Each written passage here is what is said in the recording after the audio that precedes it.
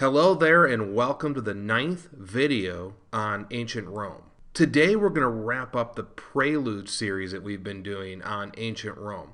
And so the final video will be on Roman architecture before we move into the Roman timeline. Now, as we all know, the Romans loved to build, and their architecture has had a lasting impact not only on Western civilization, but the entire world. The Romans were into building cities, and so that's our connection. It's almost a window of time that connects us to the ancient Romans. And of course, the Romans built cities all over the place. In Spain, Africa, Italy, Asia Minor, they left their mark for all time. And during their own time, this was no doubt meant to lay a serious impression on not only the citizens of Rome, but her enemies as well. The architecture was a symbol that represented the power and glory of Rome. Now, in terms of style, the Romans borrowed heavily from the Greeks. And if you look at their architecture, it looks very similar on the surface. Both made use of marble and also built extensive structures such as amphitheaters and huge temples. However, there was one huge difference between the Greeks and Romans.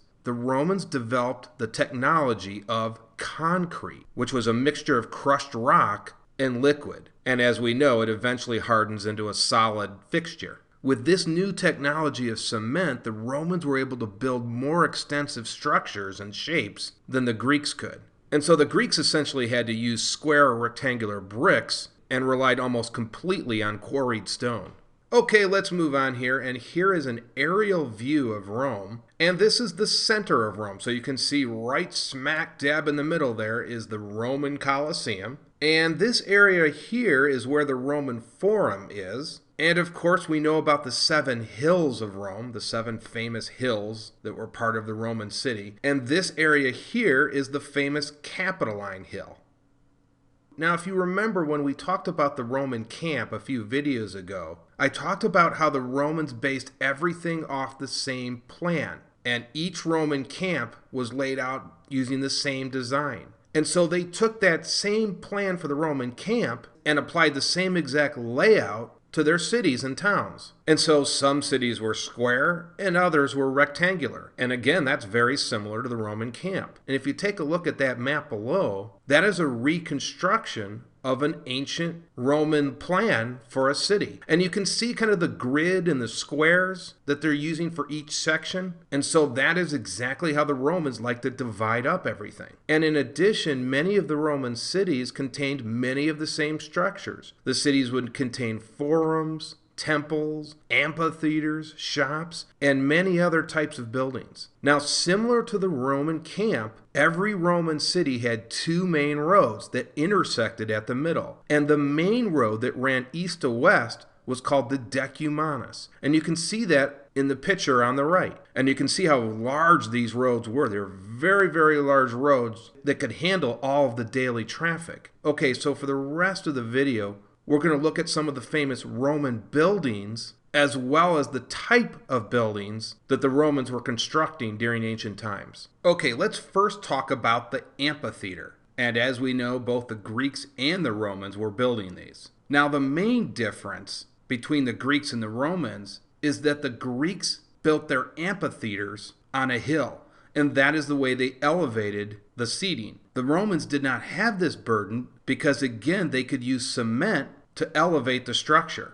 So that was a key difference right there. Now, of course, this is a picture of the Roman Colosseum. And this is undoubtedly the most famous piece of architecture in the Roman world, and certainly one of Rome's most recognizable structures. Now, after the Colosseum was completed, there were spectacles held for 100 days. Can you imagine that? And during those 100 days, 5,000 animals and 2,000 gladiators were killed. So it was basically just a huge slaughter fest going on. But it was something the Romans enjoyed immensely. Now, it wasn't just gladiatorial contests that were going on. The Romans would stage mock sea battles, animal hunts, and even reenactments of famous battles. So it was the ultimate form of entertainment for the Romans during ancient times. And the seating capacity for this most famous of all amphitheaters was around 50,000. Ancient Roman temples were among the most important remains of Roman culture, and they also represented a significant piece of Roman architecture,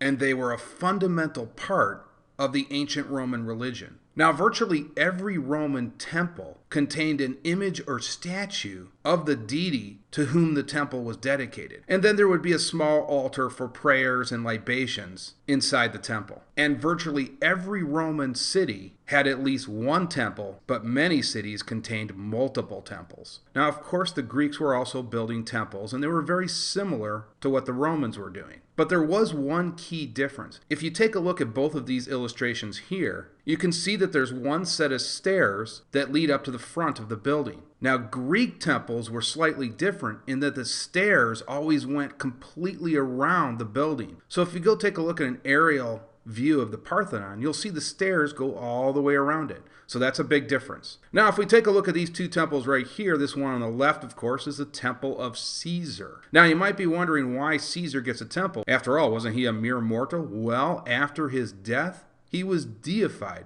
So he became the divine Julius. And so this temple was erected for Caesar. Now, this temple on the right is the temple of Vesta. Now, many Roman cities had a temple to Vesta, and they were very distinct in that they were all round. Around each one of these temples, there was a sacred grove in which there was a graveyard for the various priests and virgins. There's also one of these temples in the Roman Forum itself. Okay, let's take a look at some other very famous Roman temples. One of the most famous is the Temple of Bacchus, which is located in modern Lebanon. And there are actually three main temples at this site. The other temples were to Jupiter and Venus. But it is the Temple of Bacchus that is one of the best preserved Roman temples in the world. And of course, Bacchus is the god of wine. And of course, the Romans love to drink their wine, so you gotta have a temple to Bacchus, right?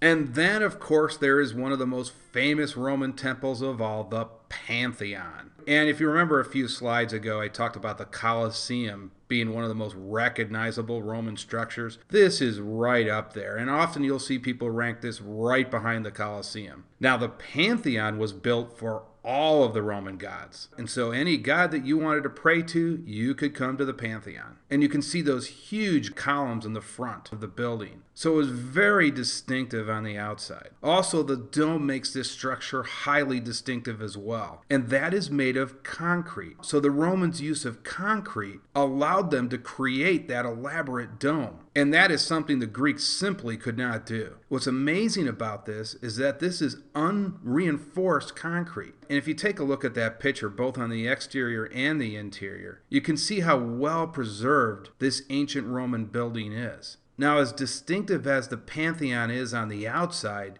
it's even more remarkable on the inside. Take a look at that picture on the right. It's just simply amazing. And you get an idea of the complexity of the masonry involved in building the Pantheon. And of course, that beam of light that comes from the top of the dome is one of the more recognizable features in all of Roman architecture. Okay, there are several other types of buildings that I need to go over, so I think we're going to have to make a part 2 of this video. So I will see you guys in the next video on Roman architecture.